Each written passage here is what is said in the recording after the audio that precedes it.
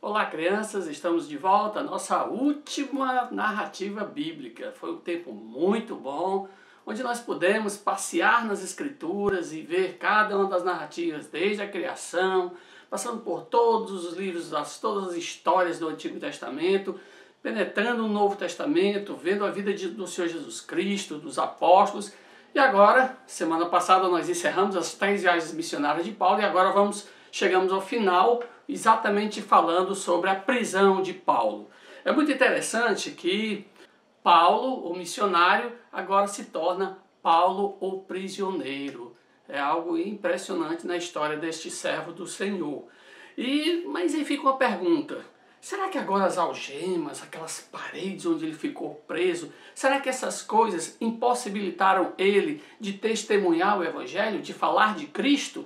É exatamente isso que nós vamos ver hoje na última narrativa bíblica. Eu quero pensar com você, de que forma nós podemos testemunhar de Cristo? Vamos ver agora nessa trajetória, na última viagem de Paulo, agora não mais uma viagem missionária, mas uma viagem que ele vai fazer até Roma, partindo de Jerusalém, agora como um prisioneiro. Nós vamos ver a história desse servo do Senhor. Nas histórias missionárias, nós pegamos o texto e distribuímos entre a Lívia, Viviane e a Alice, que me ajudaram aqui em casa. Creio que na sua casa, seu pai e a sua mãe devem ter te ajudado. Hoje nós vamos retornar aqueles personagens. Lembra daqueles personagenzinhos que a gente distribuía e cada criança era um personagem? Muito bem. Os nossos personagens de hoje são os seguintes. Temos o narrador, sou eu que faço o papel do narrador. Aí nós temos Jesus, o comandante, Festo, Agripa, a multidão, homens, nativos e Paulo. Esses são os nossos personagens de hoje. A viagem de Paulo preso para Roma inicia-se em Jerusalém. Vocês lembram que na terceira viagem missionária a viagem é encerrada em Jerusalém e de lá ele vai ser levado cativo até Roma. Então nossa primeira parte da viagem é em Jerusalém. Vamos lá? Quando Paulo e seus companheiros chegaram a Jerusalém, foram bem recebidos pelos irmãos. Eles disseram a Paulo que havia milhares de judeus que se tornaram cristãos e todos eram fiéis à lei de Moisés. Esses judeus cristãos tinham ouvido acusações contra Paulo que ele ensinava os judeus de outros países a abandonarem a lei e as tradições judaicas. Os irmãos deram a Paulo conselho de como desmentir as acusações contra ele. Deveria participar da cerimônia de purificação em conjunto com 4 outros homens. Paulo aceitou o conselho. Falou com os 4 homens e, no dia seguinte, tomou parte com eles na cerimônia de purificação. Depois foi ao templo para avisar quando terminariam os dias da purificação, isto é, quando cada um deles teria de apresentar o seu sacrifício. Quando os 7 dias da purificação estavam para acabar, alguns judeus da região da Ásia viram Paulo no templo.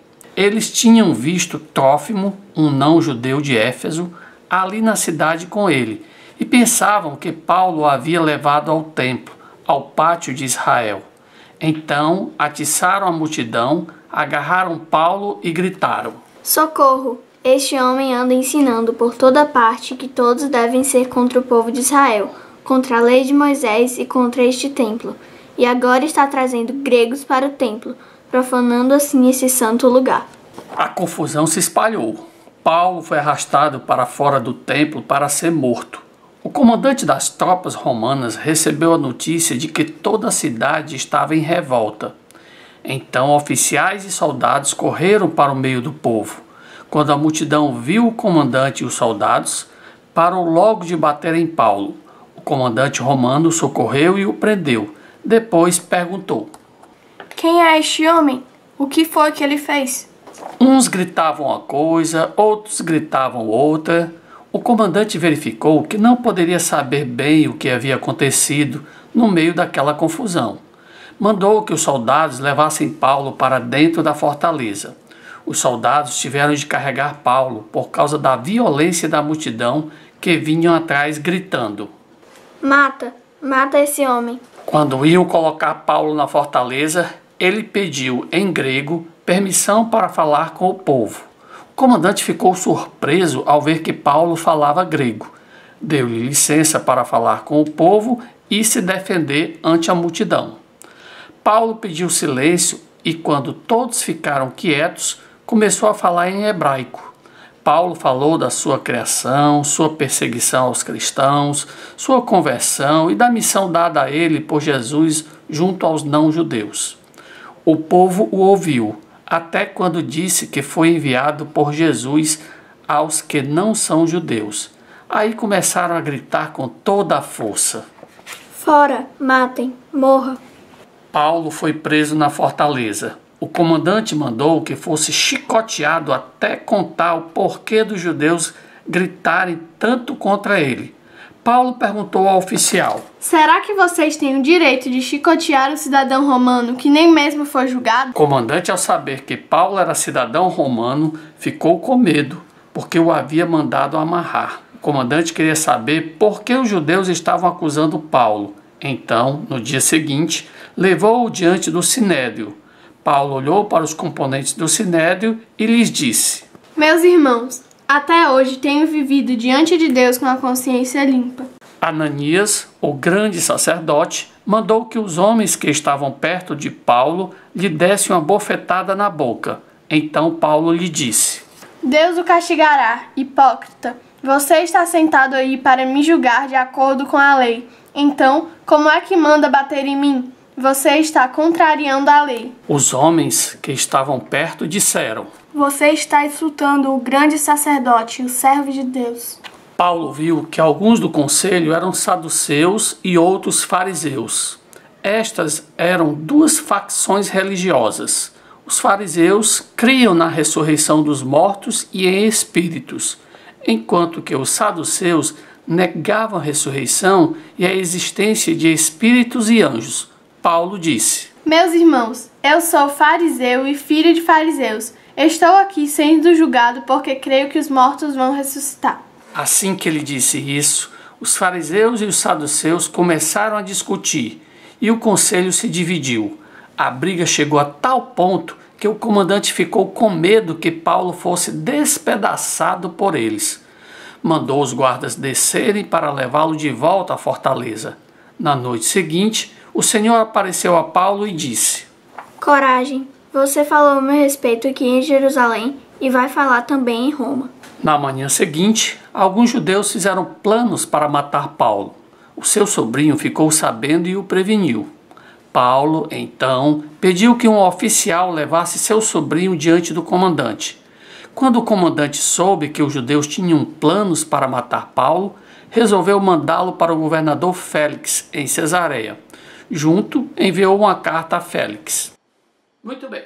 Então, em Jerusalém, Paulo descobre, através de alguns judeus crentes, que alguns judeus não crentes estavam se preparando, armando alguma coisa contra Paulo, até para tirar sua própria vida. Paulo é aconselhado por esses judeus que são crentes a proceder um ritual que existia na lei, um ritual de purificação. Paulo sabia que esse ritual não fazia mais sentido, mas para provar para aqueles judeus não crentes que ele não era contra a lei, que era o que ele estava exatamente acusando Paulo, que Paulo era contra a lei, que estava indo contra a lei de Moisés, isso era muito forte para os judeus. Então Paulo, exatamente para provar para eles que não estava sendo contra a lei, ele resolve então providenciar esse ritual de purificação juntamente com 4 outros homens. Para finalizar esse ritual, ele vai ao templo e quando ele chega lá no templo, vários judeus então veem ele junto com um gentil e achavam que Paulo tinha trazido esse gentil para dentro do templo. E eles tentaram então pegar Paulo e tentaram bater em Paulo e foi aquela confusão, tudo. Quando chega um oficial romano, um comandante, e vê aquela confusão toda, ele tira Paulo de lá e ele resolve levar Paulo preso. Nós vamos ver no finalzinho lá que mesmo assim os judeus eles criam um plano lá para poder matar Paulo. O sobrinho de Paulo conta ao comandante que havia um plano então para matar Paulo. Então, sabendo que Paulo era um cidadão romano, esse comandante resolve então mandar Paulo para Cesareia, onde ele seria então julgado, ok? Então basicamente foi isso, esse é o resumo dessa primeira parte da nossa história. Então eu perguntei para vocês, como podemos testemunhar de Cristo. E quando a gente vê essa primeira parte da nossa história, Paulo usou uma maneira muito simples para testemunhar. Qual foi a maneira que ele usou? A maneira foi exatamente cumprindo a lei. Paulo precisava cumprir aquele ritual de purificação? Não. Mas a lei exigia, não era nada contra Deus, ele resolve então cumprir essa lei exatamente para servir de testemunho lá para todos aqueles judeus. Mesmo que aquele ritual não tivesse nenhum valor para Paulo, mesmo assim Paulo fez. Então eu queria pensar com vocês. Muitas vezes nós questionamos, algumas crianças têm o costume de questionar algumas coisas que os pais pedem para fazer. Pare de questionar os seus pais. Obedeça. Essa é a melhor forma de testemunhar de Cristo. Ah, tio, mas tem algumas ordens, o papai não tem nada a ver, nem bíblico é, vá dormir. Sim, eu tenho que dormir? Sim. Por quê? Para obedecer o seu pai. Ah, mas às vezes ele diz, não fique jogando no videogame, eu queria jogar só mais um pouquinho. É errado jogar no videogame? Não, o errado é desobedecer ao seu pai. Se ele disse, pare, já chegou a hora, não quero mais que você brinque, continue brincando. Obedeça ao seu pai. Lembra de Paulo? Paulo obedeceu às leis, mesmo que estejam lá umas leis que não faziam mais sentido, mas Paulo obedeceu exatamente para servir de testemunho. É exatamente isso que Deus espera de nós. Deus quer que nós cumpramos algumas leis, até leis que não são bíblicas. Para quê? Para servir de testemunho para os outros. Então, faça suas tarefas escolares. Faça, papai mandou, vá tomar banho, vai escovar os dentes. Pois não, papai. Por quê? Porque é obediência.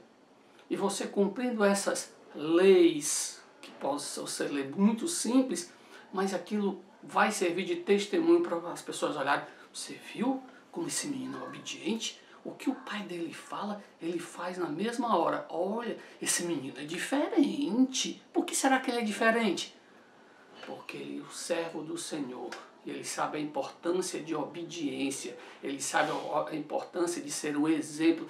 Não só para o papai, para a mamãe, mas para outras crianças que veem você. Então, você tem cumprido as leis das crianças? Espero que sim. Essa é uma excelente maneira de dar um bom testemunho de Cristo. Tá bom? Então vamos agora para a nossa segunda história. E agora Paulo está em Cesareia. Vamos lá? Vamos iniciar? Paulo se defendeu perante o governador Félix e seus acusadores. Disse que os seus acusadores não podiam provar nenhuma das acusações que estavam fazendo contra ele. Confessou que seguia o caminho que os judeus diziam ser uma seita, que cria em tudo o que está escrito na lei de Moisés e nos livros dos profetas, que tinha a esperança da ressurreição e fazia tudo para ter a consciência limpa diante de Deus e das pessoas. Félix adiou a questão. Ainda que soubesse que Paulo não merecia ser preso, não queria desagradar os judeus soltando-o. Portanto, o conservou na prisão por 2 anos. Félix foi substituído por Festo como governador. Festo mal chegara à província, visitou Jerusalém e lá os judeus pediram a devolução de Paulo, a fim de que fosse julgado em Jerusalém. Tinham intenção de matá-lo. Festo os obrigou a voltarem com ele a Cesareia e lá fazerem as suas acusações contra Paulo. Em defesa, Paulo disse apenas: não cometi nenhuma falta contra a lei dos judeus, nem contra o templo, nem contra o imperador. Festo reconhecia que o caso de Paulo se tratava de uma questão religiosa, fora de sua competência, mas da competência do conselho dos judeus. Todavia, como Paulo era cidadão romano, só poderia ser novamente entregue aos judeus se desse o seu consentimento. Festo quis agradar os judeus, mandando Paulo até Jerusalém. Mas antes, perguntou-lhe: você quer ir a Jerusalém e ser julgado lá, diante de mim? Estou diante do tribunal do imperador romano, onde devo ser julgado. O que os judeus dizem contra mim não é verdade. Se não existe prova alguma dos crimes de que me acusam, ninguém tem o direito de me entregar a eles. Portanto, apelo para o imperador. Ele não podia escapar ao processo diante do conselho dos judeus, senão apelando para o privilégio dos cidadãos romanos de serem julgados pelo tribunal imperial. Festo respondeu: Você apelou para o imperador, então irá para o imperador.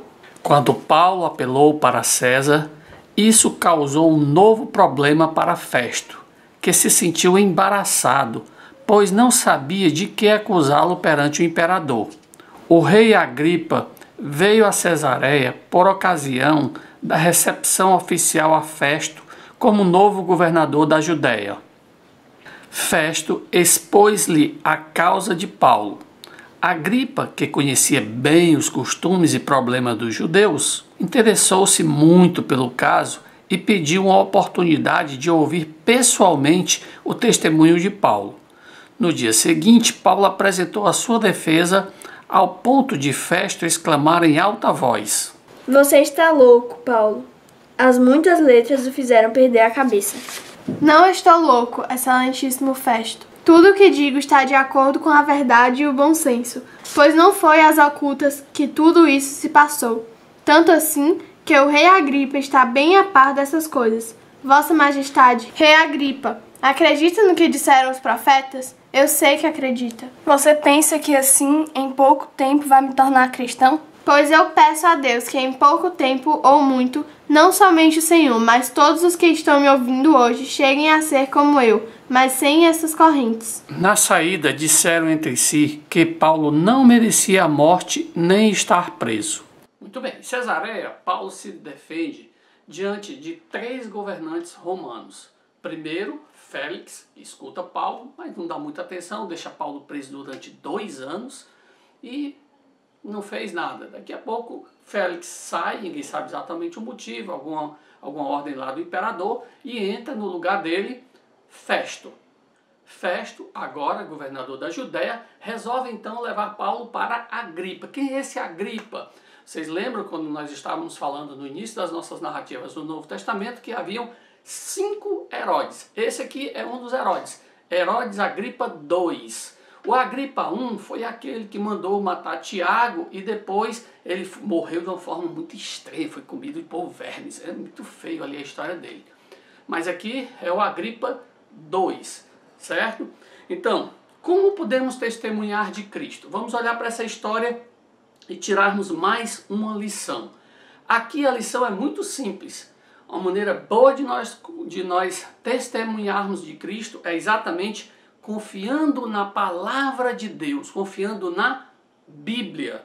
Paulo cria na palavra de Deus. Na sua defesa perante Félix, Paulo fez questão de dizer que, primeiro, ele cria no Evangelho, que os judeus diziam assim, aquilo ali é aceita, aquilo ali ninguém deve crer naquilo não. Paulo, peraí, eu acredito sim nisso.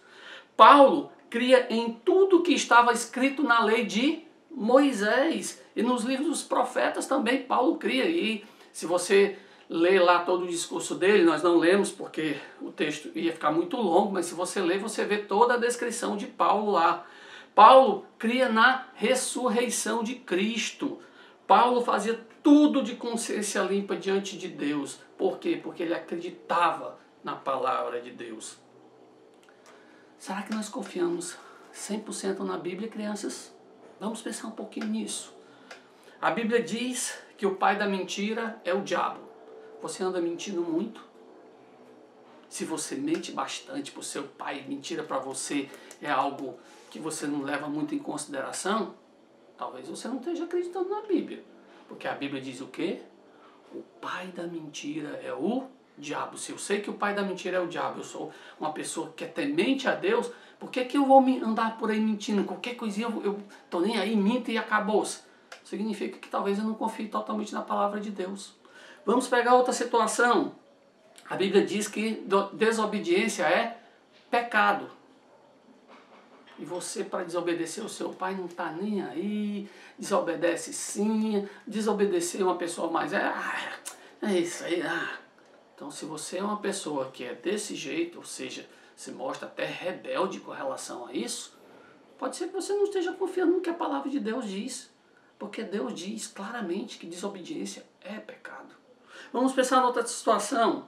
A Bíblia manda que você deve produzir o fruto do Espírito. Nós sabemos que o fruto do Espírito, lá no livro de Gálatas, fala muito bem sobre isso, o que é amor, alegria, paz, longanimidade, benignidade, bondade, fidelidade, mansidão, domínio próprio. A pergunta é, você tem produzido frutos?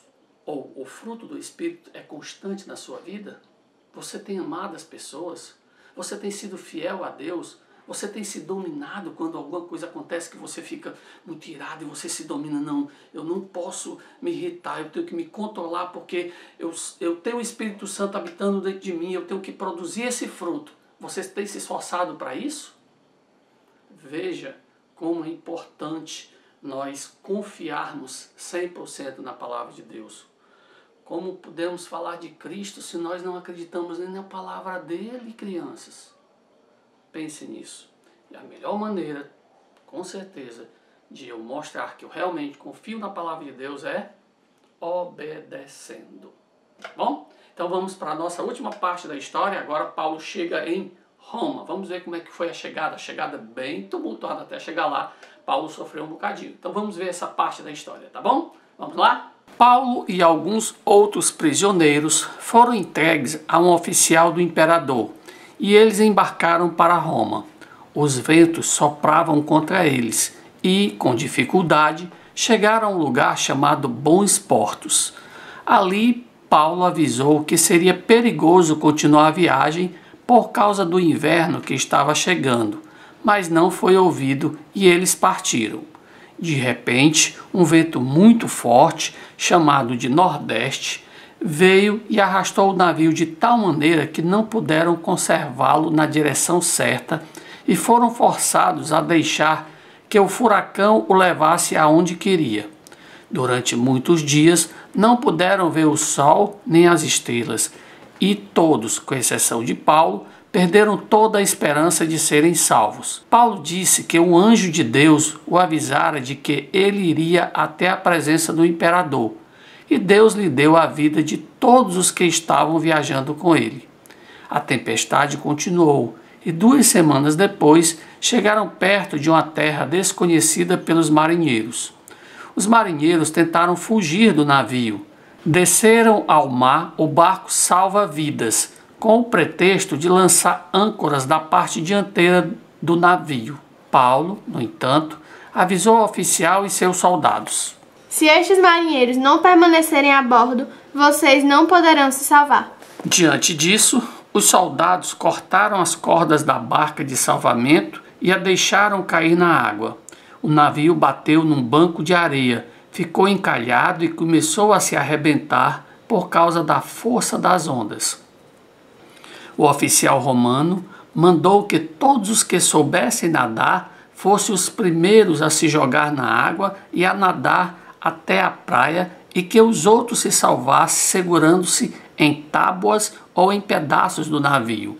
Foi assim que todos chegaram à terra sãos e salvos. O navio quebrou em pedaços, porém todos chegaram à ilha sãos e salvos. A ilha se chamava Malta. Os moradores dali trataram bem os sobreviventes do navio. Como fazia frio, fizeram uma grande fogueira. Paulo ajuntou um feixe de lenha seca e a jogava no fogo, quando uma víbora, fugindo do calor, agarrou-se na mão dele. Quando os nativos viram a cobra pendurada na mão de Paulo, disseram entre si: certamente este homem é assassino. Acaba de escapar do mar, mas a justiça divina não lhe permite viver. Mas Paulo sacudiu a cobra ao fogo e não sofreu mal nenhum. Os moradores estavam esperando que ele caísse morto de repente. Como nada aconteceu, eles mudaram de opinião e pensavam que Paulo fosse um deus. O chefe daquela ilha recebeu Paulo em casa.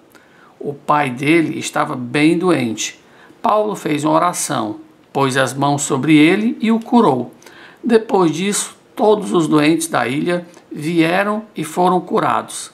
Após ficar 3 meses na ilha, embarcaram para Roma.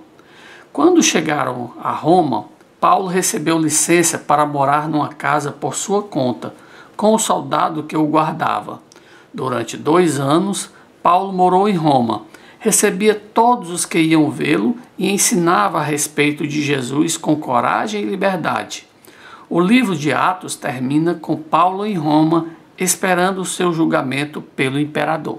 Muito bem, no último trecho da viagem de Paulo até chegar em Roma, Paulo passou por um naufrágio, algo bem forte, ao ponto de os marinheiros, aqueles mais experientes, queriam até cair fora, pular fora do barco e ir-se embora, porque o negócio estava feio.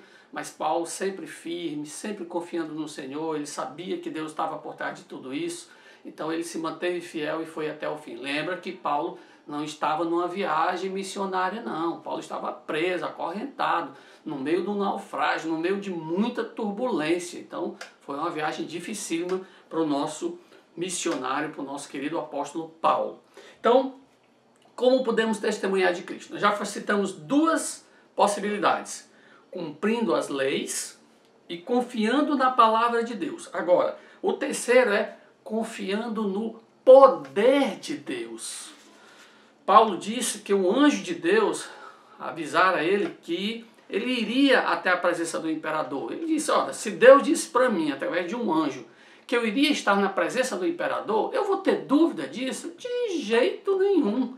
Então, Paulo confiava no poder de Deus. Ah, mas o navio vai a pique, o navio vai naufragar, vai afundar. Sim, e Deus não disse. Deus vai cumprir a palavra dele. Então, não tenho dúvida disso não. Deus tem poder. Ah, mas o barco, como é que vai chegar? Eu não sei. Deus vai dar o jeito dele. Eu não tenho que me preocupar com isso não. Deus tem poder para isso. Então, será que nós precisamos de anjo vir falar conosco para mostrar o poder de Deus? Claro que não. Será que a palavra de Deus não é suficiente para nós crermos no poder de Deus? Pense um pouquinho nisso. Nunca duvide do poder de Deus. Nós duvidamos muito de Deus. Ah, tio, o senhor não conhece aquele meu primo. Ele é rebelde. Ele jamais vai ser crente. Sim, e onde é que fica o poder de Deus nisso? Deus não tem poder para converter seu primo, não. Deus não tem poder para converter qualquer pessoa, mudar qualquer pessoa, uma pessoa rebelde se tornar uma pessoa. Você não sabia como era a minha vida. Eu era uma pessoa longe de Deus e Deus me trouxe para o caminho dele. Quantas pessoas existem por aí com testemunhos belíssimos, testemunhos de conversão, que você realmente vê só Deus mesmo operando de uma forma poderosa para converter aquela pessoa. Então, deixa eu lhe dar um conselho. Pregue. Fale do amor de Deus para as pessoas. E esqueça. Deixa que Deus vai operar. O poder não está nas suas mãos de as coisas acontecerem, mas está nas mãos de Deus para que possa acontecer. Confie nesse poder de Deus. Essa é a sua função. Agora, você tem que fazer uma pergunta para você mesmo. Você acredita no poder de Deus? Pense nisso. E por último, eu quero trazer uma 4ª sugestão para vocês, baseada no nosso tema. Não desperdice oportunidades para testemunhar de Cristo. Não desperdice oportunidade. Paulo agora preso, acorrentado, conta os estudiosos que parece que ele ficava acorrentado a um soldado 24 horas, é um negócio assim muito impressionante. Mas se nós lermos lá o final do livro de Atos, você vai ver que ele não deixou de ensinar, ele não deixou de pregar, ele não deixou de escrever livros. Vários livros da Bíblia foram escritos por Paulo quando ele estava preso. Peraí, eu não posso sair por aí pregando, eu não posso sair por aí evangelizando. Ora, eu vou escrever aqui um monte de livro aqui para ajudar milhares, centenas de milhares de crentes, milhões de crentes que existem hoje que lê a palavra de Deus e quantos mais vão se converter baseado nos livros que Paulo escreveu. Então, o Novo Testamento não fala sobre a morte de Paulo. Ele encerra exatamente ali da prisão de Paulo. Contam os estudiosos que parece que César mandou libertar ele, depois ele fica ainda dedicado um pouquinho ao trabalho missionário, mas depois ele volta a ser preso. E tem 2 livros que foram escritos que não estão no cano das Escrituras, ou seja, não fazem parte da Bíblia, que indicam que Paulo foi decapitado em Roma no fim do reinado do imperador Nero. Nós não temos certeza, mas parece que foi assim que encerrou a vida do nosso missionário e do querido apóstolo Paulo. Então, eu queria que você pensasse muito bem sobre as maneiras como você pode realmente testemunhar de Cristo. Então lembre-se, você pode testemunhar de Cristo, primeiro, cumprindo as leis. Não só as leis que tem nas Escrituras, quando Deus diz que manda obedecer, honrar pai e mãe, não só essas não, mas leis simples, quando o seu pai manda você escovar os dentes, quando a sua mãe manda você ajeitar a sua cama. Essas leis simples ajudam muito você testemunhar de Cristo. Mas também você pode testemunhar de Cristo confiando na palavra de Deus, na Bíblia. Irmãos, precisamos mais ler a Bíblia. Precisamos ter mais contato com a palavra de Deus. Infelizmente, as pessoas hoje leem muito pouco a Bíblia. Terceiro, confiando no poder de Deus. Aquele Deus que abriu o mar vermelho, o mesmo Deus que fez coisas miraculosas, fez uma jumenta falar. Esse Deus continua com o mesmo poder que era antes e sempre haverá. E por último, não vamos desperdiçar oportunidades. Paulo não perdeu tempo. Paulo pregava e pregava e pregava e pregava e não parava mais de pregar. Vamos fazer a mesma coisa. Não vamos ficar gastando nosso tempo com bobagem, só perdendo tempo com coisas... Não estou dizendo que você não deve brincar, que você não deve desfrutar a vida, ter seu lazer. Não estou falando disso. Tenha. Mas será que isso não está exagerado? Será que eu não poderia dedicar um pouquinho mais de tempo às coisas espirituais? Dessa forma, sim, você estaria dando um bom testemunho. Então, que Deus nos abençoe com essa nossa última narrativa. Espero que todas essas narrativas tenham trazido para vocês lições preciosas da palavra de Deus. Na próxima semana, vamos começar uma nova série. Espero que vocês orem por mim, para que Deus me dê sabedoria nessa nova série. E espero que essas 62 narrativas que nós tivemos possa ter tido um forte impacto na sua vida. Vamos orar? Santo Deus, Pai Todo-Poderoso, obrigado pelo privilégio que tive de trazer essas narrativas para as crianças e que cada uma delas possa ter calado fundo no coração dessas crianças e elas possam aplicar nas suas vidas. Ajuda-os, ó Pai, a conhecerem mais e mais a Tua Palavra e conhecerem pessoalmente o Senhor Jesus Cristo.